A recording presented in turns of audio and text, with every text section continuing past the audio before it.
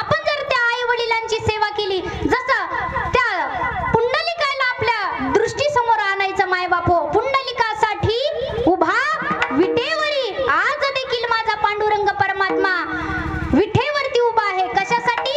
तर त्या पुंडलिकाने आई वडिलांची सेवा केली माय बाप हो, म्हणून भगवान पंढरीचे पांडुरंग परमात्म्याला त्या विटेवरती उभं राहावं लागलं.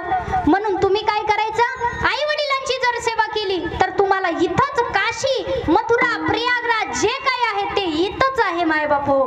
त्यांना जर सुखाचं एक घास तुम्ही खाऊ घातला ना तर तुमच्या आयुष्याचं काय आहे? सार्थक आहे. अहो आई वडील एवढे दुःखातून आपल्याला वरती काढतात, एवढे ते दुःख सहन करतात, परंतु आपल्याला काय घेतात माय बाप हो? कपडे घेतात. प्रत्येक सणाला आई वडील कोणत्याच सणाला कपडे घेत नाही. तुम्ही बघितलंय का कधी आई वडील प्रत्येक सणाला कपडे घेतात म्हणून? नाही.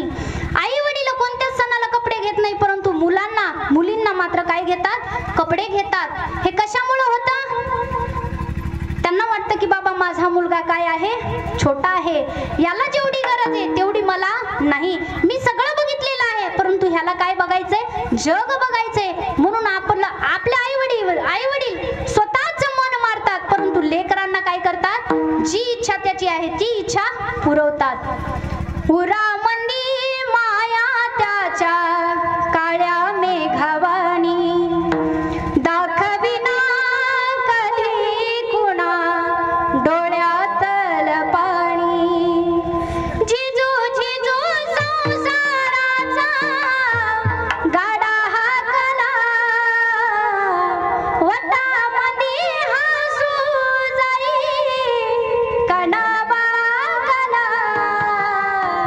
घडी भर तू थांब गड्या, ऐक त्याची धापर, लई अवघड हाय गड्या, उमगाया बापर, उमगाया बापर, लई अवघड हाय गड्या, उमगाया बापर, उमगाया बापर.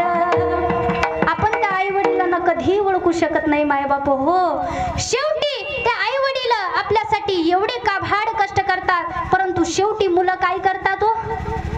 काय करतात ते सगळ्यांना माहितच आहे. म्हणून माय बाप हो शेवटी एकच सांगून जाते, तुम्ही काही करा, परंतु जोपर्यंत आई वडील आहे त्या आई वडिलांची सेवा करा.